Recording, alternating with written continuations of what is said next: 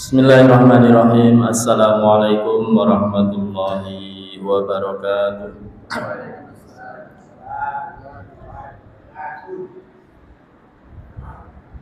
Innal hamdalillah nahmaduhu wa nasta'inuhu wa nastaghfiruh wa na'udzu billahi min shururi anfusina wa min sayyiati a'malina may yahdihillahu fala mudilla lahu wa may yudlil fala hadiyalah.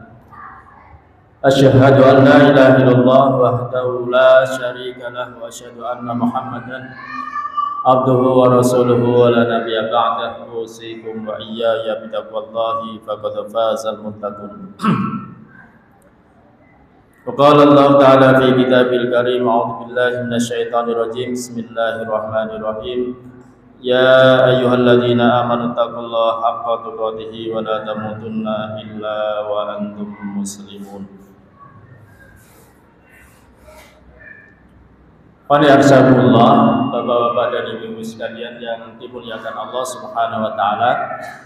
Marilah kita bersama-sama memanjatkan puji syukur kehadirat Allah Subhanahu wa taala atas kenikmatan yang Allah berikan kepada kita hingga pada malam hari ini kita dalam keadaan sehat walafiat. Kita dalam keadaan limpahan nikmatnya berupa nikmat iman dan Islam, hingga kita bisa berkumpul di majelis malam hari ini. Salawat beserta salam semoga senantiasa tercurah kepada baginda Nabi Muhammad sallallahu alaihi wasallam beserta keluarganya, para sahabatnya dan seluruh tabi'in, tabi'ut tabi'in, seluruh umatnya yang terus senantiasa menjunjung tinggi melaksanakan sunnah-sunnah Rasulullah Sallallahu Alaihi Wasallam. Wanibillah, semoga alhamdulillah pada malam hari ini kita bisa melanjutkan kajian kita di malam Kamis. Insya Allah setelah kita belajar tentang beberapa bab, baik tentang anjuran bersegera untuk melaksanakan amal-amal soleh, anjuran untuk memperbanyak kebaikan, kemudian juga ada kewajiban untuk melaksanakan hukum-hukum Allah, kemudian juga ada untuk menjaga sunnah Rasulullah dan adabnya. Sudah kita bahas di beberapa pertemuan yang lalu. Insyaallah pada malam hari ini masih ada kelanjutan di bab yang ke-18, ya, bab tentang an-nahyu fil bidah, ya, anin nahyi fil bidah, yaitu larangan untuk melaksanakan hal-hal baru atau bid'ah, wa muhdatsatil umur, dan beberapa amalan yang diadakan di dalam syariat. Karena pada hakikatnya semuanya sudah dicontohkan oleh Rasulullah Sallallahu Alaihi Wasallam. Kita ini tinggal meniru, tinggal melaksanakan. Insya Allah 24 jam kali satu hari. Bila kita mau mensirusi apa yang telah disunnahkan Rasulullah, kita ini masih kurang waktu dibanding amalan yang dicontohkan Rasulullah. Jadi nggak cukup waktu. Jadi nggak perlu mengada-ngadakan hal yang baru. Mulai dari sholat, baik yang wajib maupun yang sunnah, bila kita seriusi, itu sudah cukup banyak. Bila kita tetap melazimi apa yang dicontohkan Rasulullah dari amalan sholat saja, itu sudah cukup banyak. Makanya ketika ada sebuah pertanyaan, janjane gaweanmu itu apa? Pekerjaan inti saya ya nunggu sholat. Jadi ketika Allah berfirman wa ma khalaqtul jinna wal insa illa liya'budun, Gaweane menungso pada intinya ya beribadah. Antara sholat ke sholat, ya itulah gawean sampingan. Makanya ketika Haulal Haramain di sekitar Ka'bah, sekitar Madinah, begitu ada adzan, semua toko tutup.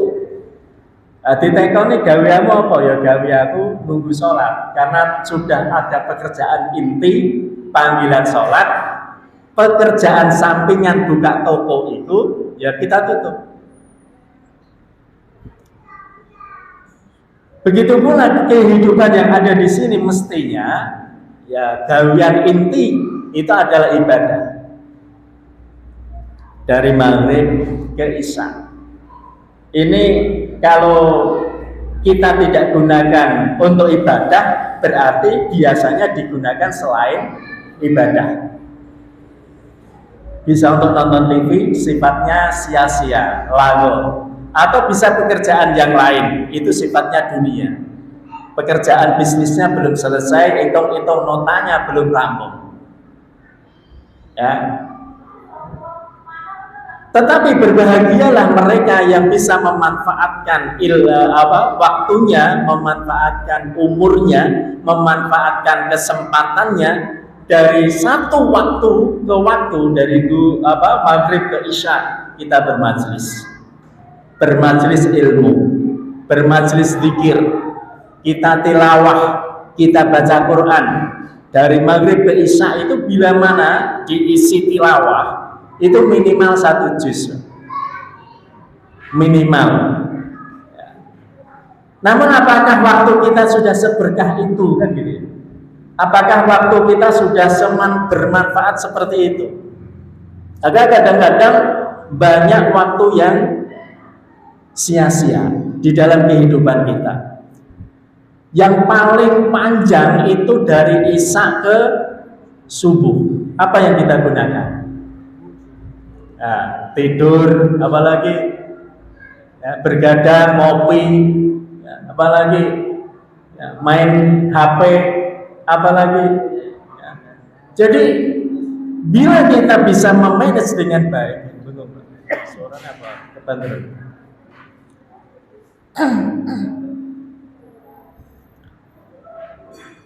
Turunnya orang yang berilmu itu saja beribadah sampai tidurnya. Makanya ketika kita mengikuti sunnah Rasulullah itu nggak kurang, semuanya dibimbing. Ya, diawali dengan wudu, ya. Sholat 2 rakaat, bertasbih, bersolawat, beristighfar. Itu kan tidur itu kayak latihan mati gitu. Doa berbuat doa ajeng film itu berbuat bismika Allahumma ahya wa bismika amut. Apa artinya amut? Mati. Ya. Mati, Pak. Jadi kupasrahkan hidup dan matiku. Lalu ini nak belabas. Dan dalam keadaan berwudu, dalam keadaan sudah sholat witir, dalam keadaan bersolawat, berzikir, bertasbih, sampai ketiduran, sepanjang malamnya obahe sampean, walaupun obahe kuwi ngimpi bal-balan, nendang tonggo sampingnya, jedak, itu tetap mendapatkan doa malaikat. Bagi tahu sing disami ketendang itu berembang. Ning itu polahe jenengan niku pun diistighfari malaikat. Itulah ibadah. Tidurnya itu saja ibadah. Begitu bangun sudah dibimbing Rasulullah SAW. Jadi paling lengkap bila kita mau mensirusi apa yang telah dicontohkan Rasulullah itu kurang-kurangnya. Jangankan dalam kehidupan yang seperti itu. Masuk masjid niku wau kon nggih pun diatur adabnya. Masuk kanan kaki kanan dengan berdoa. Keluar pun juga diiringi dengan doa. Ambil wudu, masuk kamar mandi, semuanya diiringi dengan doa. Dan yang paling banyak dianjurkan itu adalah baca istighfar. Apapun kegiatan kita, termasuk pada sholat itu kita disuruh istighfar. Kenapa bersolat, beribadah, beramal soleh, amal kebaikan kita disuruh beristighfar? Ya, karena banyak di antara kegiatan kita melaksanakan sholat itu masih banyak kekurangan, pikiran, kekhusyuan, kesempurnaan itu masih jauh. Keluar kamar mandi itu cukup disuruh beristighfar. Karena memang di saat di kamar mandi kita ini tidak diperbolehkan untuk beramal soleh. Ya. Sehingga di saat itulah kita dalam keadaan kosong. Ya. Maka keluarnya kita disuruh beristighfar. Nah inilah, bila kita mau menaati apa yang menjadi perintah Rasulullah, insya Allah tidak kurang amal. Makanya sampai Rasulullah SAW itu mewanti-wanti dalam hal ini, ya, bab oleh Imam An-Nawawi khusus untuk finnahyi, ya, anil bidah, larangan mengada-ngadakan sebuah ibadah bid'ah. Makanya kita ambil dalil dari bab yang pertama ini, dalil yang pertama di dalam surat Yunus ayat yang ke-32. A'udzubillahi minasyaitonirrajim. Ini dalam potongan. Lengkapnya mungkin bisa dilihat, di surat Yunus ayat yang ke-32, ya. Potongan ayat tersebut berbunyi famadza ba'dal haqqi illa dhalal. Maka tidak ada sesudah kebenaran itu melainkan kesesatan. Ba'dal haqqi ad-dhalal. Setelah kebenaran berarti kesesatan. Maka jangan keluar dari kebenaran. Bila kamu keluar daripada kebenaran, maka yang kamu dapati adalah kesesatan. Yang kedua, surat An-Nisa, surat Al-An'am ayat 38. Ini di dalam potongan ayat ma faraqna fil kitabi min syai'.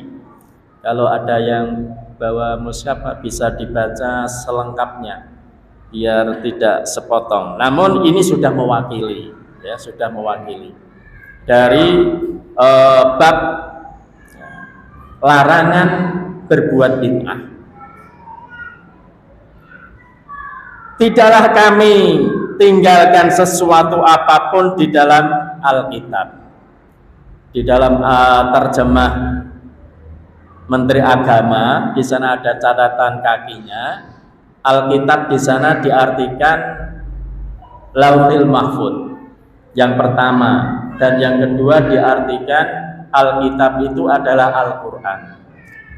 Kalau yang diartikan Lauhil Mahfuz, tidak ada binatang melata pun di muka bumi ini, sampai burung-burung yang berterbangan di udara, semuanya sudah ditentukan di Lauhil Mahfuz. Sudah dijamin nasib mereka. Kenyang laparnya, sehat sakitnya, hidup matinya, bahagia dan sengsaranya, semuanya sudah tertulis di Lauhil Mahfuz. Itu makna ma faraqna fil kitabi min syai'. Kemudian makna yang kedua, bahwa Alkitab di sana maknanya adalah Al-Quran, maka segala sesuatu, semuanya, baik itu hukum, ya, baik itu syariat untuk mengatur kehidupan manusia, bahagia dan sengsaranya, untuk mencapai sebuah kebahagiaan di dunia dan di akhirat, itu juga sudah termaktub di dalam Al-Quran. Jadi nak ajeng napa niku mendapatkan kebahagiaan, bersamalah dengan Al-Quran. Kalau mau hidupnya mulia, bersamalah dengan Al-Quran. Kalau mau hidupnya berkah, bersamalah dengan Al-Quran. Kalau mau melihat sejauh mana kita hari ini berinteraksi bersama Allah, lihatlah seberapa lama kita hari ini bersama Al-Quran. Ya. Maka ketika ada satu ungkapan, satu doa yang sangat bagus itu di dalam mushaf Quran cetakan Kudus, itu diantaranya Allahumma ja'alil Qur'ana lana fit dunya qarina. Ya Allah, jadikanlah Al-Quran ini di dunia menjadi teman setia saya. Itu yang diminta. Makanya orang-orang dulu, ulama salaf riyin, ya, orang-orang salaf dulu itu berinteraksi dengan Al-Quran itu minimal 1 pekan sekali khatam. Itu aghlabuhum. Kebanyakan, mayoritas para ulama salaf, orang-orang riyin, ya, pendahulu kita itu mayoritas diantara mereka menghatamkan seminggu sekali. Namun berbeda dengan orang-orang khalaf, orang-orang belakangan sekarang zaman now ini, interaksi dengan Al-Quran itu bisa dihitung. Mungkin tergeser dengan HP, tergeser dengan dunia, ya, teknologi hari ini. Jadi wajar kalau hidupnya itu kurang berkah.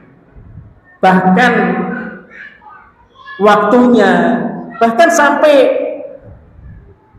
usahanya, baik itu perdagangan, pertanian, ya, pekerjaan apapun itu tidak memberikan sebuah keberkahan karena jauh dengan Al-Quran. Ya. Jadi mau pinter-pinteran dan cerdas-cerdasan untuk berinvestasi pahala paling mudah itu ya tilawah. Paling mudah untuk mendapatkan catatan-catatan pundi-pundi pahala yang sangat banyak itu bersama Al-Quran. Nah, interaksi dengan Al-Quran. Semuanya akan kita dapatkan dan kita nanti akan sering diingatkan. Mulai dari rumah tangga, urusan rumah tangga, urusan utang piutang itu juga diingatkan dalam Al-Quran. Ya. Urusan tentang pembinaan anak diingatkan dalam Al-Quran. Urusan tentang amanat sering kita mendapatkan diingatkan dalam Al-Quran. Mementingkan akhirat itu pun juga diingatkan dalam Al-Quran. Jadi kalau kita lewat ayat demi ayat, surat demi surat, itu subhanallah.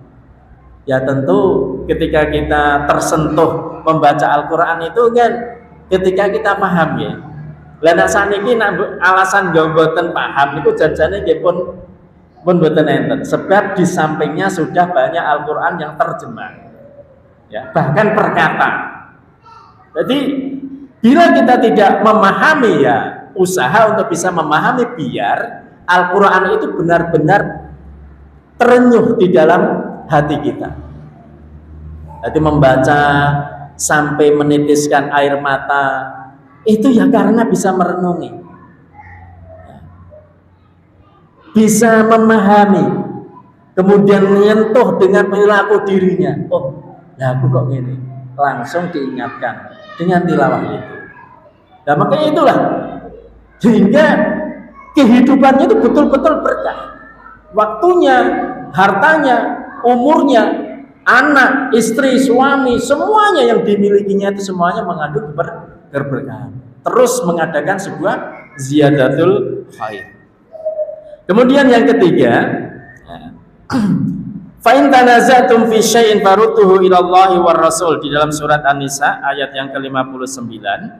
Kemudian jika kamu berlainan pendapat tentang sesuatu, maka kembalikanlah kepada Al-Quran dan sunnah Rasulullah SAW. Jadi bila kita tidak bisa sepaham dan sepakat dengan apa yang kita hadapi, urusan-urusan di dalam kehidupan kita, maka perintahnya adalah kembalikan kepada Allah. Faruddu ilallah. Artinya apa? Kembali kepada Al-Quran. Farudduhu ilallah ay farudduhu ilal Al-Quran. Kembalikan kepada tuntunan Al-Quran. Di dalam Al-Quran tadi sudah dikatakan ma faratna fil kitabi min syai', semuanya ada di dalam Al-Quran. Kemudian setelah kita kembalikan kepada Allah, juga disuruh mengembalikan kepada Rasul. Farudduhu ilallahi war Rasul.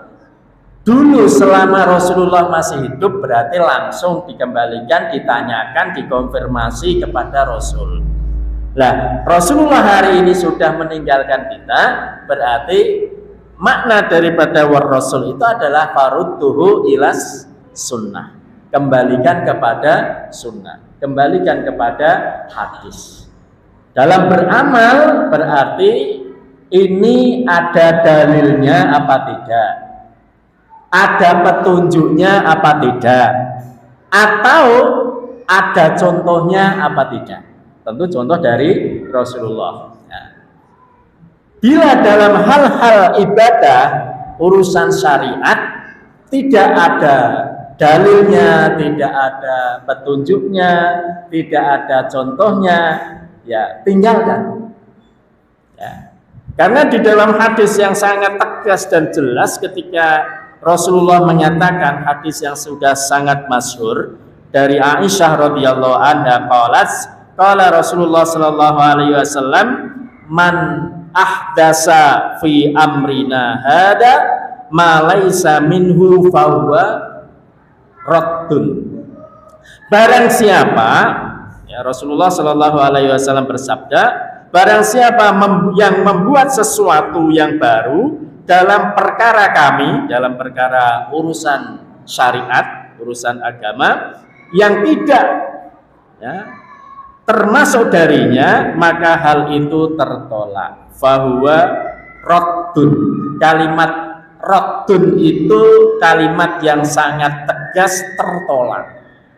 Ada yang memaknai raddun itu artinya mardudun. Sama-sama artinya tertolak, cuma maknanya itu berbeda. Jadi kalau raddun itu tertolak dengan cepat, tegas, tanpa ada sebuah alasan, wis raddun, kamu tak tolak. Ibarat apa namanya, seorang jejaka kelamar seorang gadis, baru ketemu calon morotuwa, agek salam, raddun. Wah, urung apa-apa langsung kamu tertolak, kamu tak tolak. Ya. Wis anulah kalimat yang cetok, tegas, melo-melo. Artinya apa? Ketika ada seseorang tadi apa namanya beramal dan amal itu tidak bersumber dari Allah dan Rasulnya, langsung dijawab kalimat tegas oleh Rasulullah, raddun. Kalau itu mardudun, sama-sama ditolak, cuma mardudun itu karena di sana ada ziyadatul huruf, maka ada ziyadatul makna. Ketika ada tambahan huruf yang awalnya raddun menjadi mardudun, ya sebenarnya apa maknanya sama-sama ditolak, cuma yang mardudun itu ditolaknya itu kayak halus itu, kayak ada alasan. Busa basi dulu.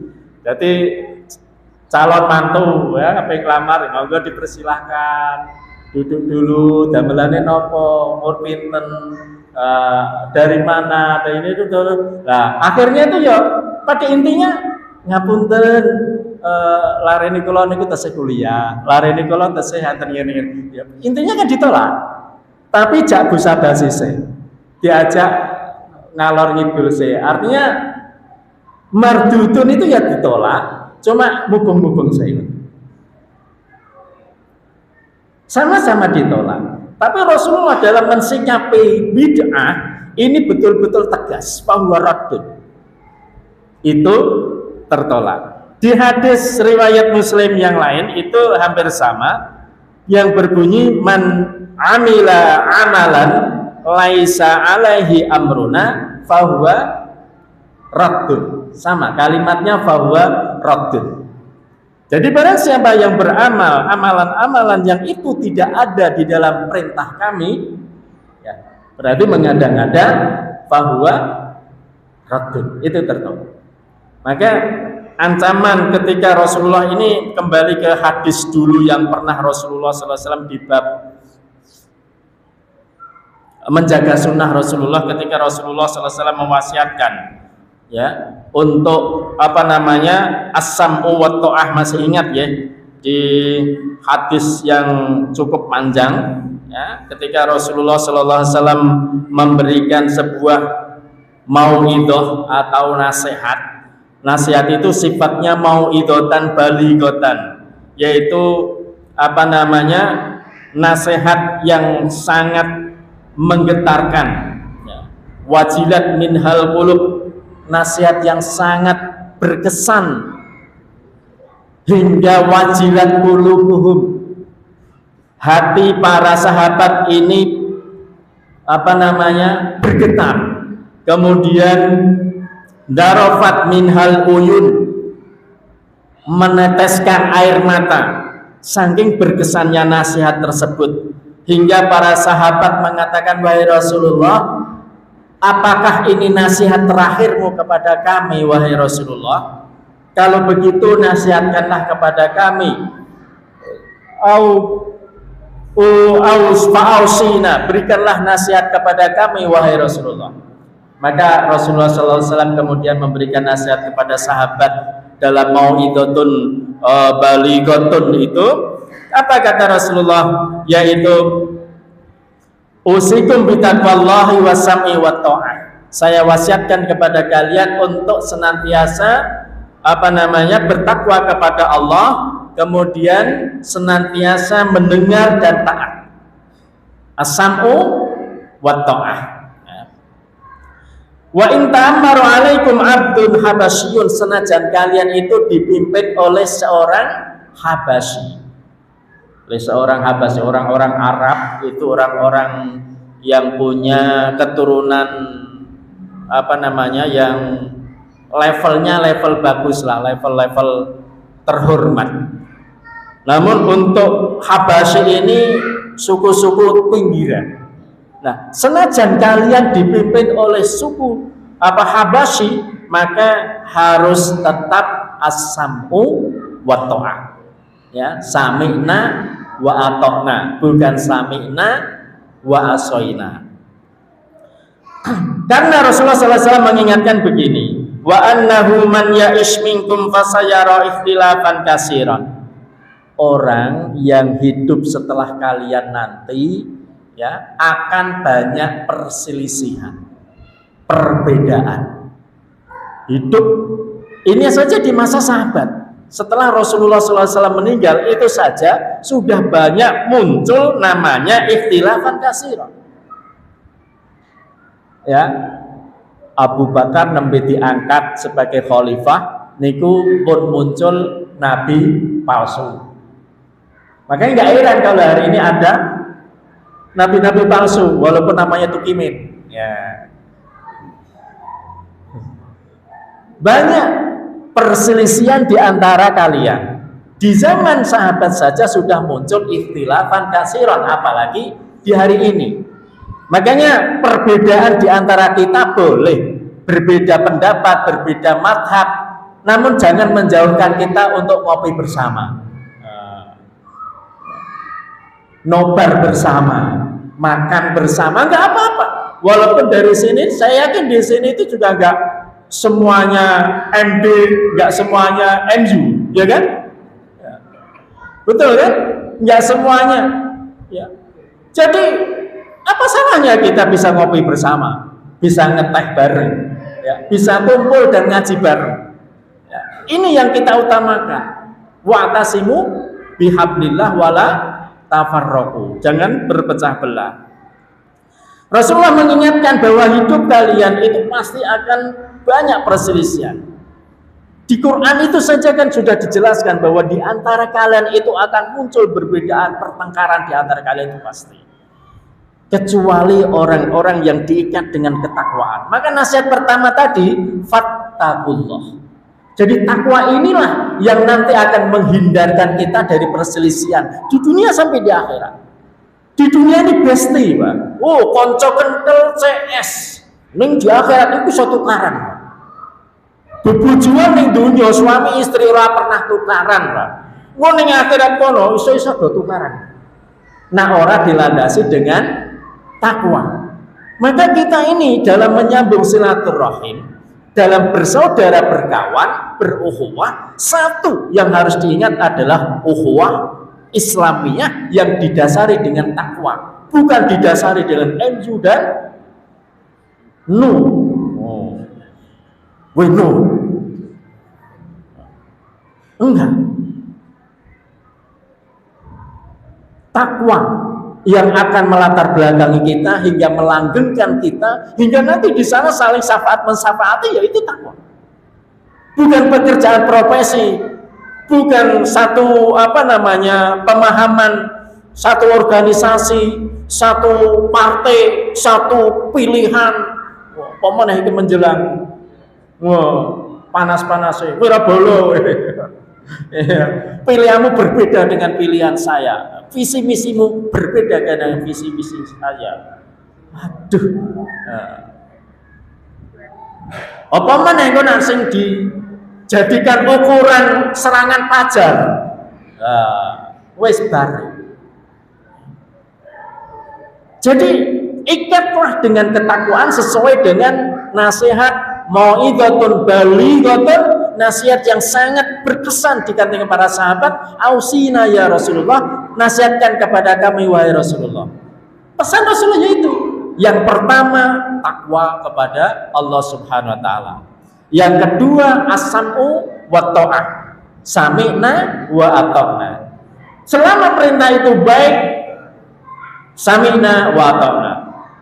Kemudian Rasulullah SAW ingatkan, fa'alaikum bisunnati wa sunnati khulafa'ir rasyidin, wajib bagi kalian untuk memegang sunnah-sunnahku dan sunnah khulafa'ur rasyidin, yaitu amalan sunnah dari khalifah khulafa'ur rasyidin Abu Bakar, Umar, Utsman dan Ali. Senajan di sana kalau kita lihat di dalam sejarah itu banyak perbedaan ya antara sahabat itu sendiri. Ya, banyak perbedaan. Ya ora kudu padha kabeh, ora kudu cocok kabeh. Suatu ketika Umar itu kumpulan dengan para senior-senior ahlul badan, sahabat-sahabat senior. Umar bin Khattab itu membawa bocah. Bocah itu namanya Ibnu Abbas. Ibnu Abbas itu jadi junior lah, cilik. Dijak kumpul kelasnya kelas masyayikh. Yang lain do protes. Emang sing iso ngajak cah cilik iki mung kowe tok to, aku ya duwe anak. Aku ya duwe anak. Namun aku ya pengen ngejak anakku. Namun ternyata Umar bin Khattab radhiyallahu anhu memposisikan kader Ibnu Abbas ini memang luar biasa. Berkah doa Rasulullah SAW hingga beliau dijuluki khibrun atau bahrul ilm, ya, lautan ilmu, ahli tafsir, ya. Semuanya merujuk kepada beliau. Sampai sahabat itu orang tekan mikir ke surat An-Nasr, idza jaa nasrullah, itu pikirannya ya sesuai dengan makna dzahiriyah ayat itu, yaitu fasabbih bihamdi rabbika wastaghfir. Perintah di dalam surat An-Nasr adalah memperbanyak istighfar dan memperbanyak tasbih istighfar, karena memang bunyinya fasabbih itu artinya bertasbihlah kepada Allah, wastaghfir, dan beristighfarlah kepada Allah, dan itu maknanya memang tafsirnya hanya di situ. Namun Ibnu Abbas ketika Umar bin Khattab mengkonfirmasi, wahai Ibnu Abbas, apakah tafsirnya seperti itu? Bagaimana menurut pendapatmu? Beliau katakan, kalau menurut saya enggak seperti itu, wahai Umar. Ini ayat, ini surat menandakan dekatnya ajal Rasulullah. Kaget. Ya. Sebab kenapa? Semuanya sudah berbondong-bondong masuk Islam. Mekah itu sudah foto. Idza jaa nasrullahi wal fatah. Ketika sudah turun pertolongan Allah dan Mekah sudah dimenangkan, manusia masuk Islam berbondong-bondong, artinya sudah insyuritain, sudah paripurna. Nah, Ibnu Abbas menafsiri seperti itu. Dan ini hanya Ibnu Abbas, anak kecil. Kalau sekarang masih paling ya SD. Namun ilmunya sudah luar biasa. Nah. Jadi apa? Semuanya kadang ada protes. Anak kecil kok digawa ning majelis suro, majelis masyayikh. Oh, enggak terhormat. Kita akan campur dengan wong tua karo wong cilik. Nyun sewu nggih. Ya, kata jenengan Mbah, nggih. Ya ora perlu minder kumpul karo bocah-bocah. Ya ora masalah. Oh, ini majelis terhormat kan gitu. Majelis ilmu itu majelis Raudhatul Jannah, taman surga. Ya taman surga itu umum.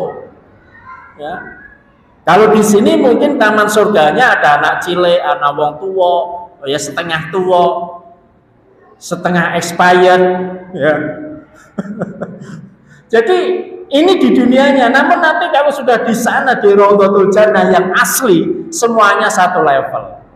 Ya, semuanya dimudahkan. Yang tua jadi mudah, yang bayi menjadi standar. Semuanya standar.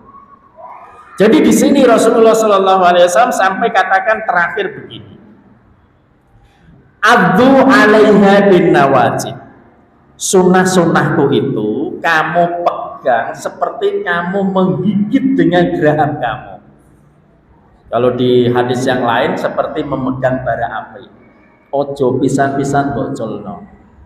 Dalam kondisi kehidupan yang sudah campur baur seperti ini, dalam memegang hadis, memegang syariat, memegang Islam itu adzu bin nawajid, gigit dengan geraham kamu. Artinya apa? Jangan kau lepas. Walaupun orang menilai miring, ya, biarkan orang mau menilai.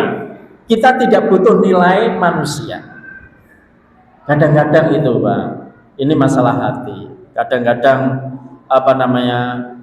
hanya gara-gara tentang kepengurusan. Takmir masjid, asalin ketua takmir jadi anggota biasa, terus ora sobo masjid.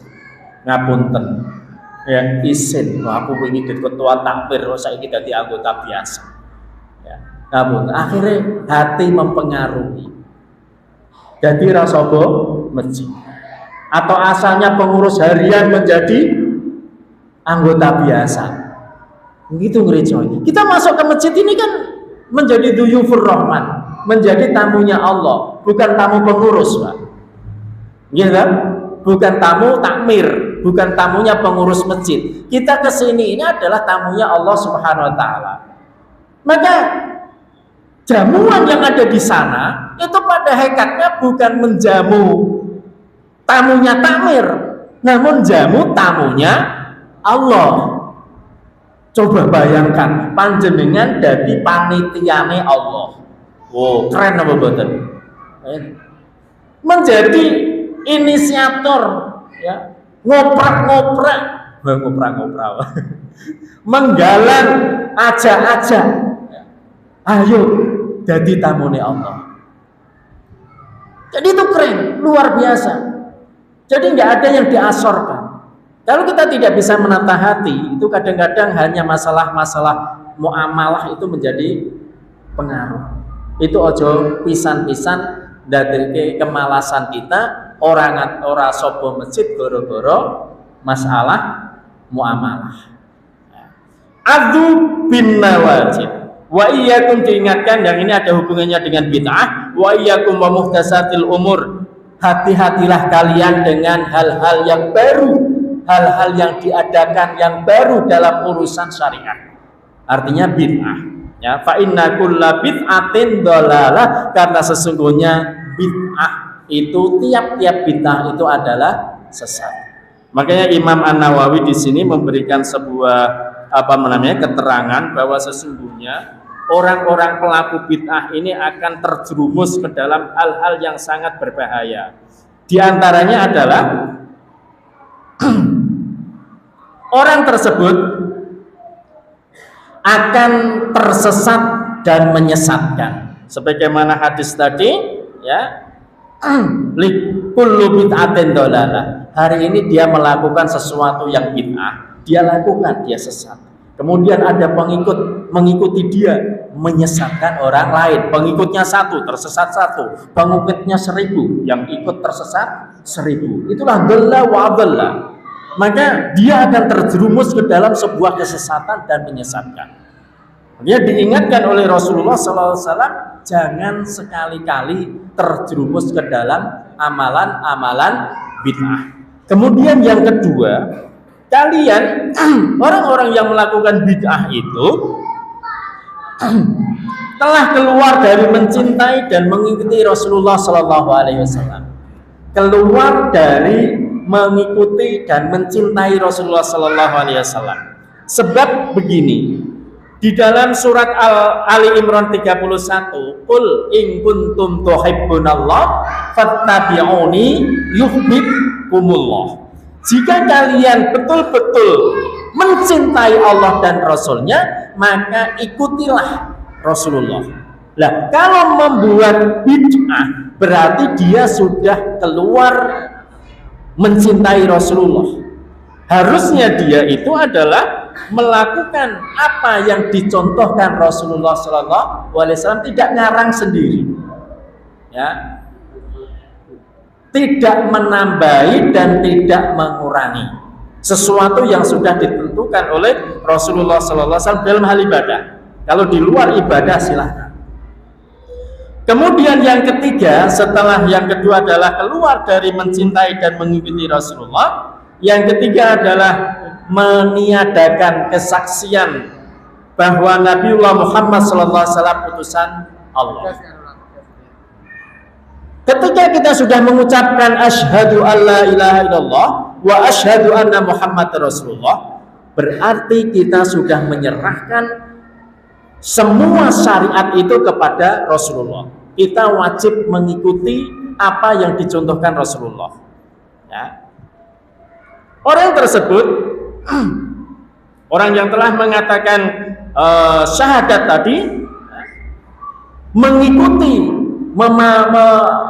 melaksanakan secara totalitas asam wa ta'ah apa yang dicontohkan Rasulullah Shallallahu Alaihi Wasallam. Kemudian yang keempat, dia akan terjerumus ke dalam amalan mencemarkan nama buruk terhadap Islam. Sebab al-yauma akmaltu lakum dinakum wa atamtu alaikum ni'mati wa raditu lakumul Islam madina. Islam itu sudah sempurna, jangan kau nambahi atau mengurangi. Maka ketika orang tersebut terjerumus menganggap Islam itu belum sempurna, ya sudah, dia menganggap Islam itu enggak lengkap. Dia merasa orang yang paling inisiatif, membuat hal-hal yang baru. Kemudian yang kelima, akan mengandung celaan kepada Rasulullah SAW. Sebab Rasulullah SAW itu sudah menyampaikan semuanya, apa yang diperintahkan oleh Allah disampaikan kepada umatnya, tidak ada yang disembunyikan. Kalau dia membuat hal yang baru, berarti satu, menganggap Rasulullah itu belum tahu bahwa amalan ini adalah amalan baik. Oh, ini belum dilakukan Rasulullah, berarti Rasulullah dulu belum tahu.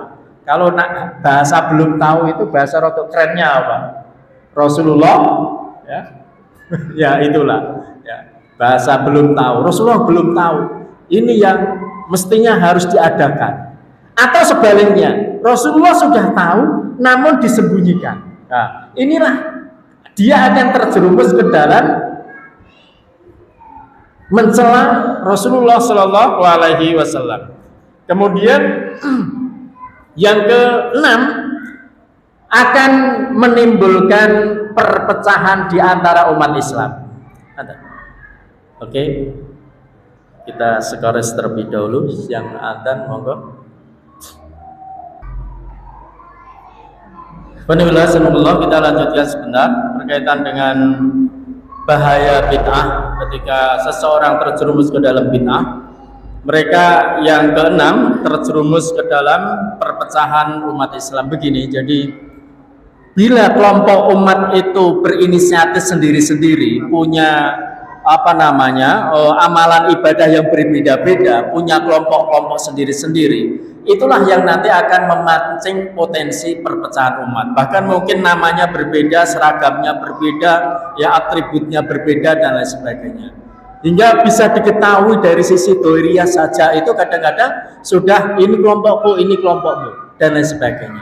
Ini potensi akan memecah belah umat. Kemudian yang terakhir, beliau Imam An-Nawawi menjelaskan bahwa orang yang terjerumus ke dalam bid'ah itu mereka akan lama-lama bila bid'ah itu sudah menjadi umum, ya, orang itu akan melupakan yang sunnah, justru mengutamakan yang bid'ah. Ini yang berbahaya.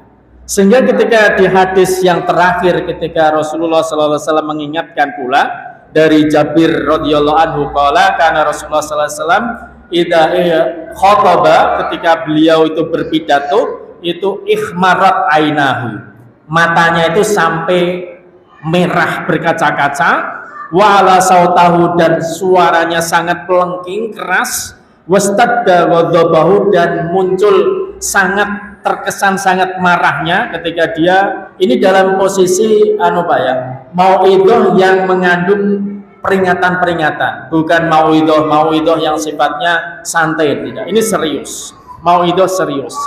Hatta ka'annahu mungdiru jaish, seakan-akan beliau itu menjadi seorang panglima perang yang mengingatkan pasukannya. Dia ingatkan begini, sobahakum wa masakum, hati-hati wahai pasukanku, di pagi hari maupun di sore hari musuh bisa menyerang kalian setiap saat.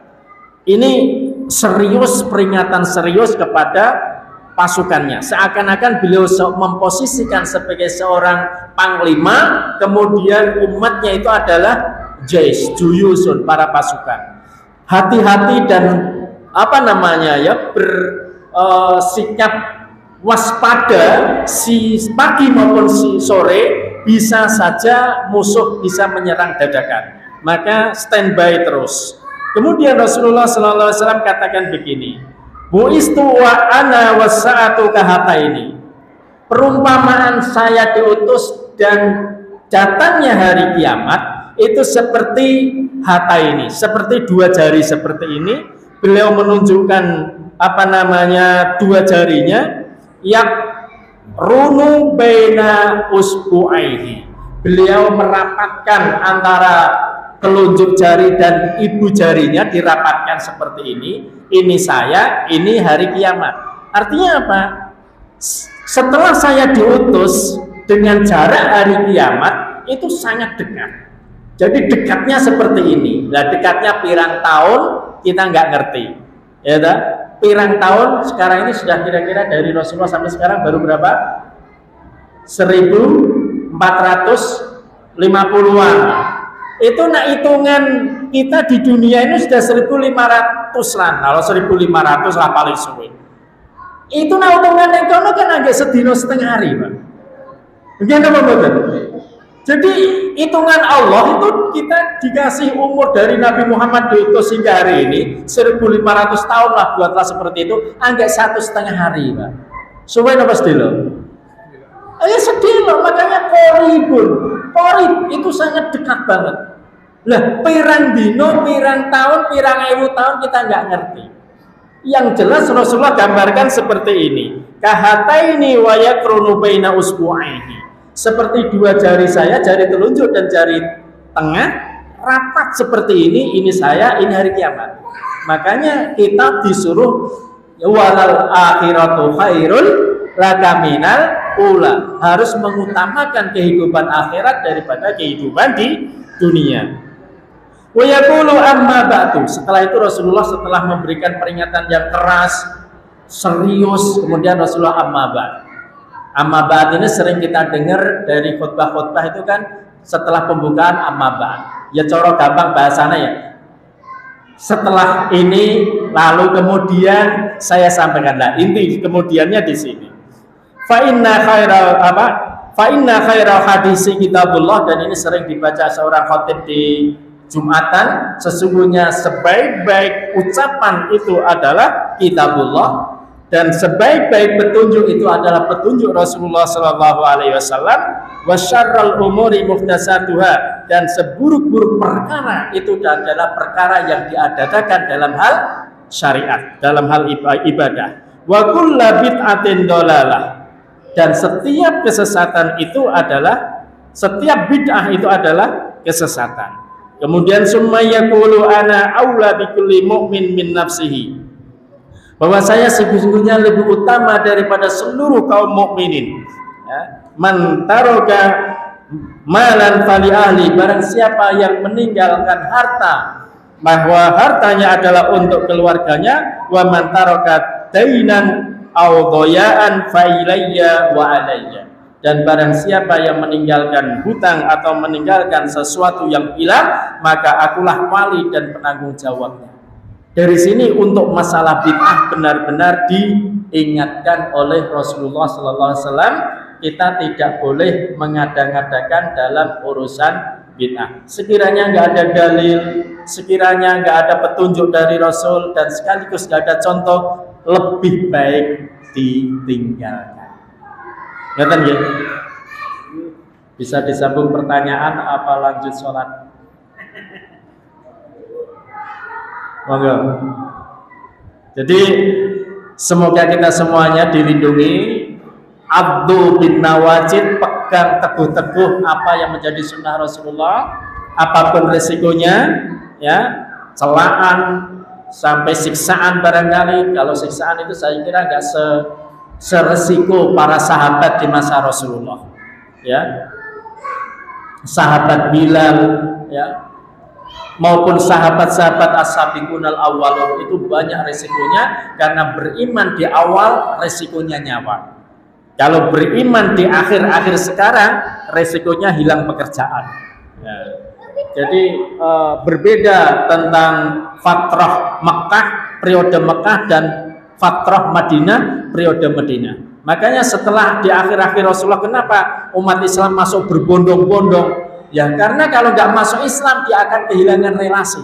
Abdullah bin Ubay bin Salul itu nggak masuk Islam, dia nggak punya teman. Makanya orang munafik itu muncul dari generasi Madinah. Nggak ada orang munafik muncul dari generasi Mekah, itu nggak ada. Ya, generasi Madinah itu kebanyakan yang menjadi nabi palsu, orang munafik, murtad. Ya karena masuk Islamnya karena ekonomi, karena relasi, karena kehilangan pamor, kehilangan oposisi, kehilangan teman, dan lain sebagainya. Banyak pertimbangan yang sifatnya duniawi, sehingga akibatnya berbeda. Kata Rasulullah Sallallahu Alaihi Wasallam, ya khairul quruni qarni, sebaik-baik generasi itu ya generasi Rasulullah Sallallahu Alaihi Wasallam. Di Mekah itu yang paling baik. Alhamdulillah pada kesempatan hari ini di bab larangan untuk berbuat bid'ah dan mengada-ngadakan hal-hal yang baru di dalam syariat, ini ancaman dan resikonya sangat berat. Berhati-hatilah, semoga kita dilindungi di dalam mengamalkan Islam di akhir zaman ini hingga akhir hayat kelak kemudian. Kita akhiri dengan bacaan alhamdulillahirabbil alamin. Assalamualaikum warahmatullahi wabarakatuh.